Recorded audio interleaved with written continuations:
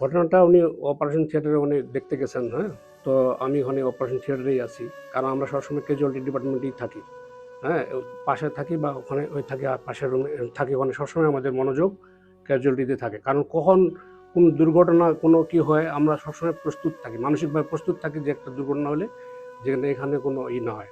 গত 16/8/2023 থেকে আমি আছি। এই পর্যন্ত কোনো দুর্ঘটনা বা কোনো কিছু কেউ কারো মিসবিহেভ করছে বা ক্যাজুয়ালিটিতে ভাঙচুর হয়েছে বা কোনো কিছু এরকম হয়নি। আমি খুব সুষ্ঠুভাবেই পরিচালনা করতেছি। আমাদের পরিচালক স্যার এবং আমাদের মানে সহকারী পরিচালক স্যার এবং ডেপুটি ডিরেক্টর স্যার এনাদের মানে তত্ত্বাবধানে আমরা খুব সুন্দরভাবেই চালাচ্ছি। এখন উনি আসে, উনি টেবিল নাই কি না কি এটা বলার জন্য আমি ৩ বার করে ওনাকে নাম বলার পরেও উনি আমাকে মানে তুচ্ছ তুচ্ছ তাচ্ছিল্যভাবে মানে বলতেছেন। আমার কিন্তু চাকরি বেশি দিন নাই। আমি মানে আর ১ বছর পরেই আমি পিআরএলে চলে যাব। কারণ আমি অনেক সিনিয়র। ২০১৩ আমি এমএস করছি। আমাকে ২০২৫ অ্যাসিস্ট্যান্ট প্রফেসর বানাইলো। আমি জেনারেল সার্জারিতে যদি এমএস করা থাকে, এখন আমি জেনারেল সার্জারিতে অপারেশন থিয়েটারে আমি মানে ভিতরে হাসপাতালের ভিতরে কোনো অপারেশন করার এখন আমার সৌভাগ্য হয়নি বা দুর্ভাগ্য হয়নি, যেটাই হোক। আমাদের যে এই যে আমার প্রেক্ষাপট, এটার জন্য দায়ী আমি মনে করি যে কর্তৃপক্ষের অবহেলা। মানে আমাদের এরকম করে আরও ম্যান পাওয়ার আছে যেগুলো আমরা কাজে লাগাতে ব্যর্থ, যে আমাদের সঠিক লোককে সঠিক জায়গায় কাজে আমরা দিতে পারি না।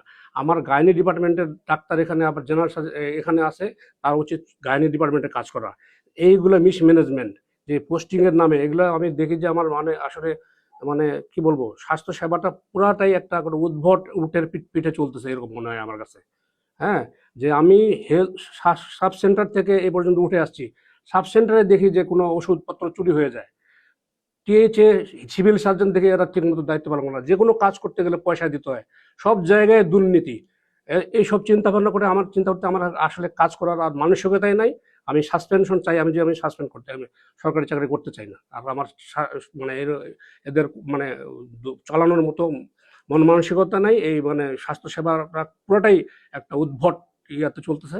আর স্বাস্থ্য যারা রাজনীতি করে, পলিটিক্স করে, তারাও এই পলিটিক্সের সময় আসে খোঁজ খোঁজ নেয়, তারপরে আর কোনো আলোচনা হয় না, এইসব নিয়ে ইয়ে হয় না। আর গবেষণা এই দেশে সঠিকভাবে হয় না। ওটা ফলস, একটা নীলক্ষেতের জায়গায়, নীলক্ষেতে ওখানে সবাই রিসার্চ পেপার জমা দেয়, জমা দিয়ে এগুলো করে, সত্যিকারের কোনো রিসার্চই হয় না। সম্পূর্ণটাই একটা ভ্রান্তির মধ্যে চলতেছে স্বাস্থ্যসেবা। এই জন্য আমি এগুলো খুব ত্যক্ত বিরক্ত। এবং এই লোকের ব্যবহার আরও আমি গুরুজনের মতো মনে করছিলাম যে আমাদেরকে গাইডলাইন দিবে। উনি আসে বলে যে এটা কি সেটা কি, এই মানে টুল কেন নাই নাই, এটা ব্যাপার। উনি বলছে আপনার কি কি দরকার, উনি যদি বলতো তাহলে আমি বলতাম যে স্যার আমাদের এরকম আরো এরকম দরকার, এরকম এরকম সমস্যা হলে আমরা আরো আপগ্রেডেড ভাবে কাজটা করতে পারি। আমি প্রতিদিন আসি, দিন রাত আসি, কোনো সমস্যা হলে রাত্রে ৩টার দিকে ৪টার দিকে ছুটে আসি। এগুলো কোনো মূল্যায়ন হয় না। উনি উনি বায়োমেট্রিক নিয়ে চিন্তা করে, বায়োমেট্রিক দিয়ে আমাদের কি ব্যাপার, ২৪ ঘন্টায় আমরা আসি, ২৪ ঘন্টায় আমরা রিলেটেড থাকি, এতদিন যাবত চিকিৎসায় জড়িত আছে। আমার বিহেভ শেখানো, আমার লাইফ শেষ, এখন আমার চাকরি শেষের দিকে। আজকে আমার ফ্রেন্ডরা সবগুলো প্রফেসর হয়ে গেছে বিভিন্ন সেক্টরে। আমার বিভিন্ন কারণে হয়নি। আমি ট্রেনিং পোস্ট পাইতে 5 বছর দেরি করা লাগছে আমাকে। ট্রেনিং পোস্ট পাইতে 5 বছর দেরি করতে হয়েছে আমাকে। যে এগুলো ডিজি অফিসে, আমার ডিজি অফিসে ডিজি দেখায় কি যে ট্রেনিং আপনি আপনি যান, নেতাকে ধরেন, নেতাকে ধরে ট্রেনিং পোস্ট নেন, এই ধরনের কথাবার্তা ডিজি অফিস থেকে আমরা শুনতে হয়। তাই সবকিছু মিলে আমি মানে স্বাস্থ্য সেবাটাকে মনে করি যে উদ্ভট উদ্ভট উটের পিঠে চলতেছে। এরা মানে সক্ষম কেউ না।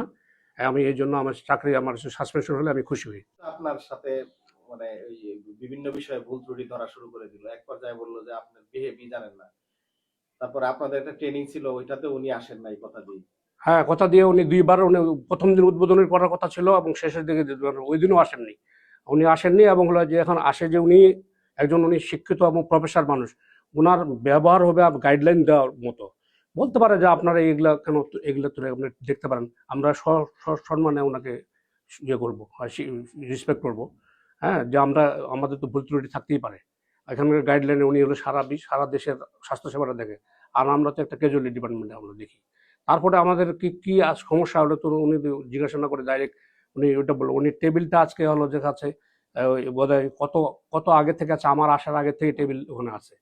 ডিরেক্টর স্যার প্রতিদিন আসে দেখেন, দেখে যে ওখানে টেবিলটা ওরা অনেক মনে করেন না যে ওটা অনেক সময়, কারণ আমাদের ইন্টারনি ডাক্তাররা অনেক অনেক লিখতে হয়, কি লিখতে হয়। আমাদের ছোট পরিসরে একটা অপারেশন থিয়েটার, হ্যাঁ, আমাদের বড় পরিসরে এখনো হয়নি। আমাদের অবজারভেশন ওয়ার্ডগুলা এখনো মানে কমপ্লিট হয়নি।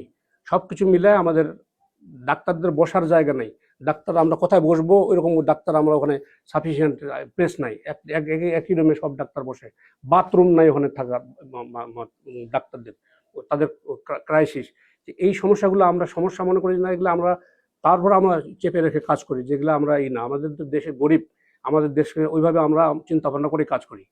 হ্যাঁ, সুতরাং এটা আমি মনে করি না যে আমরা কোনো লোকজনের সাথে খারাপ ব্যবহার করি। লোকজনের সাথে যদি খারাপ ব্যবহার করি, আমি চিকিৎসা জীবনের শেষ পর্যায়ে আসছি, এ পর্যন্ত কেউ কোনো বলতে পারবে না যে কোনো জনগণ যে আমি কোনো রোগীর সাথে খারাপ ব্যবহার করছি। আমি ছোট হইতে বড় হইতে সবাইকে তার প্রাপ্য সম্মানটা দিয়েই আমি চিকিৎসা শুরু করি, সালাম দিয়েই আমি চিকিৎসা শুরু করি।